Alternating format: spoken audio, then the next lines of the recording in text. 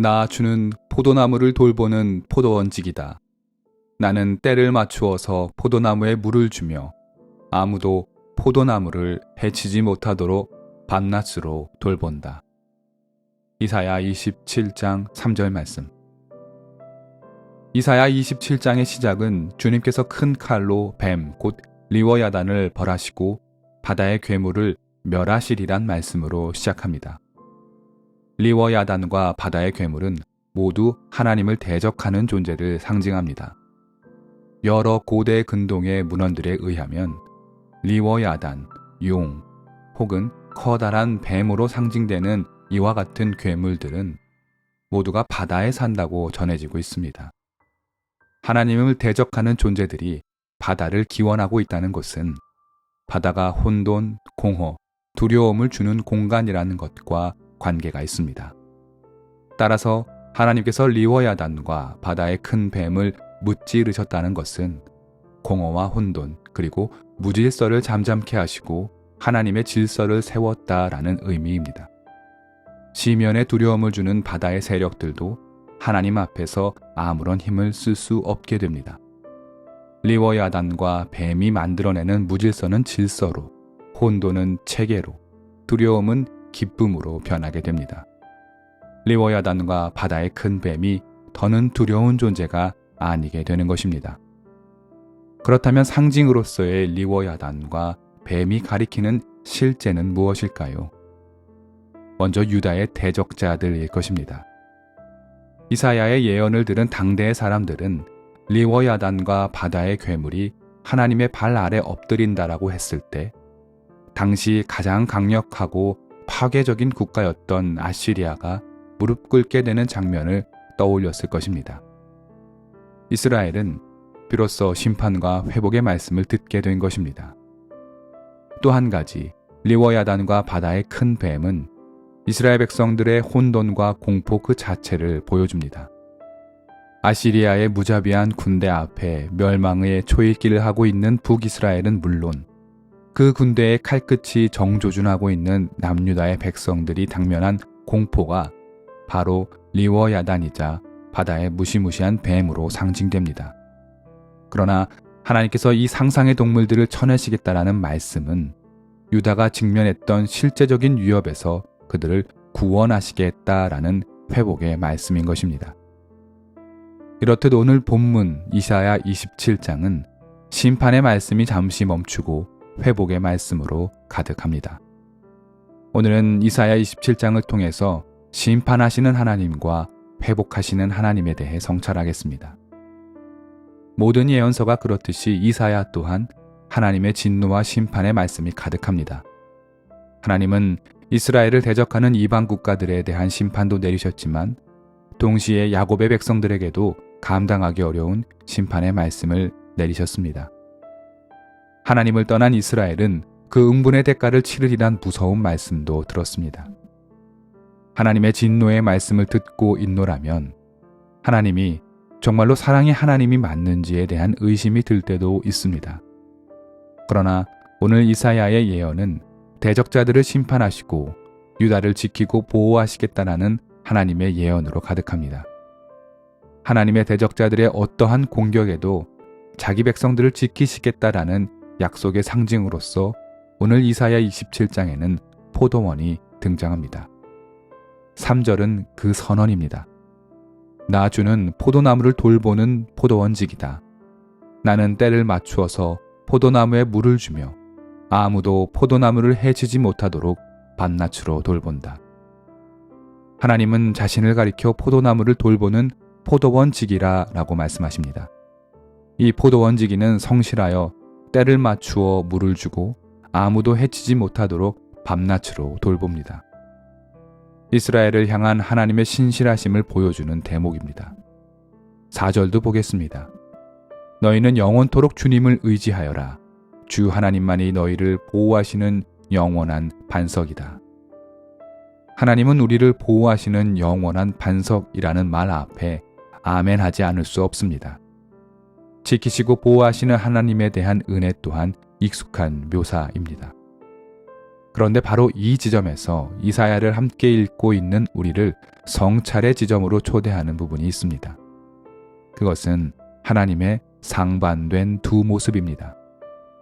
우리는 이사야를 읽어오면서 주로 진노하시고 심판을 내리시겠다라는 하나님의 무서운 모습을 보았습니다. 매서운 심판의 말씀과 진노의 표현은 하나님을 두려운 존재로 만들어버립니다. 그런데 또 다른 면모가 있습니다. 하나님께서 어떠한 경우에도 우리를 지킬 것이며 대적자들의 손에서 우리를 건져내시리란 약속도 만나게 됩니다.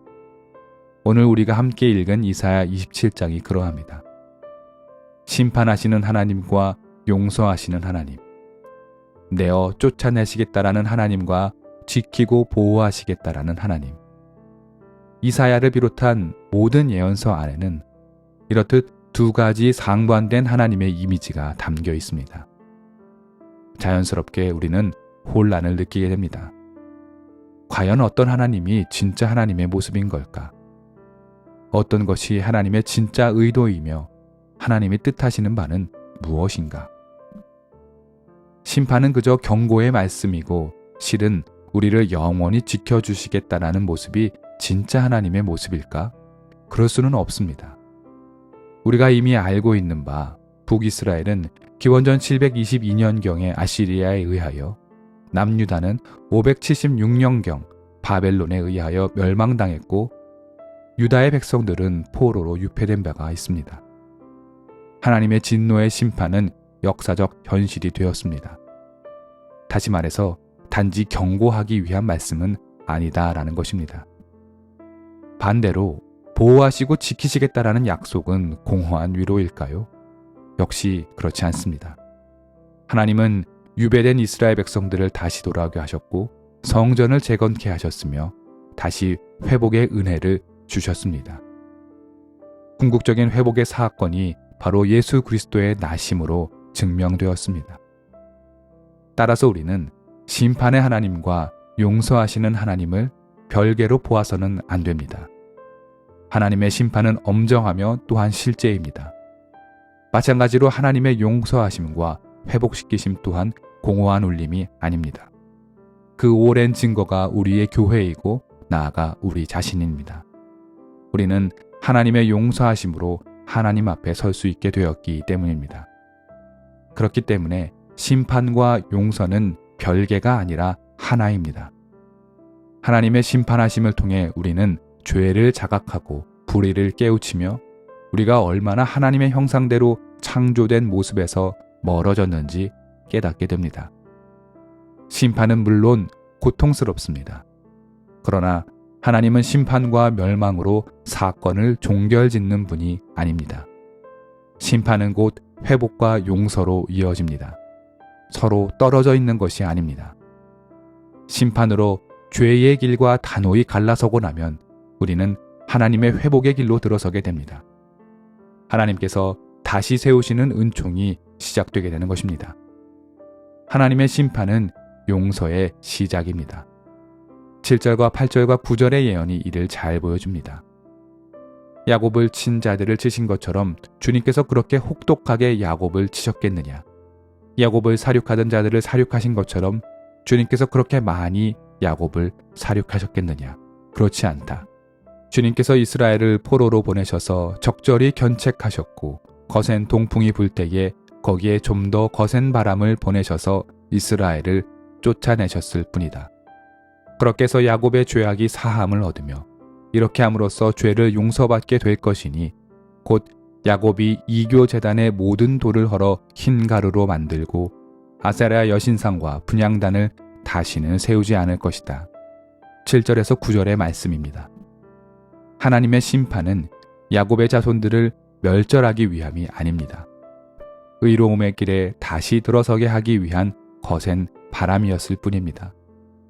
야곱의 자손들이 자기 잘못을 깨닫고 주님께 돌아오면 주님은 언제나 그렇듯 그들을 받아주십니다. 오늘 아침은 예언서 이사야에 나타난 심판과 용서에 대해 생각해 보았습니다. 그런데 한 가지 기억해야 할 것이 있습니다. 하나님의 심판과 용서는 수학 공식이 아닙니다. 심판과 용서가 기계적으로 작동하지 않는다라는 말입니다. 심판하시는 하나님의 말씀 뒤에 우리가 들어야 할 것은 하늘의 울음소리입니다.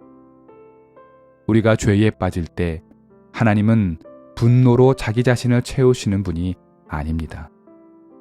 슬픔으로 가득 차시는 분임을 우리는 기억해야 합니다. 나의 백성이 나를 떠나 죄의 길로 가는 모습을 보며 우시는 하나님을 우리는 기억해야 합니다. 따라서 우리는 하나님의 눈물을 바라보고 서둘러 통곡하고 마음을 뉘우쳐 서둘러 하나님께로 돌아가야 합니다. 아침 성찬을 함께 여는 여러분, 하나님을 슬프게 만드는 자들이 되어서는 안 됩니다.